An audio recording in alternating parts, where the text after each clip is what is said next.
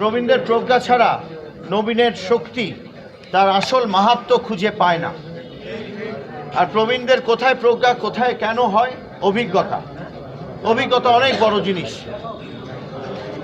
অতএব ভুল ত্রুটি যার যেখানেই থাকুক, প্রবীণদের সম্মান করে প্রবীণদের প্রজ্ঞাকে কাজে লাগিয়ে নবীনের অদম্য শক্তিকে আমরা এই দেশ গঠনে, জনসেবায়, সমাজ সেবায় আমাদের নেতা, বাংলাদেশ জাতীয়তাবাদী দলের ভারপ্রাপ্ত চেয়ারম্যান, যার দিকে পুরো বাংলাদেশ আজ তাকিয়ে আছে, শুধু আমরা বিএনপি পরিবার নই, পুরো বাংলাদেশ তাকিয়ে আছে, সেই অবিসংবাদিত নেতা যিনি বলেছেন সবার আগে বাংলাদেশ। আমরা কেউ আলাদা আলাদাভাবে যেন নিজেদের স্বার্থ নিয়ে কথা না বলি, আগে স্বার্থ দেখি আমার দেশের, অর্থাৎ অপরের।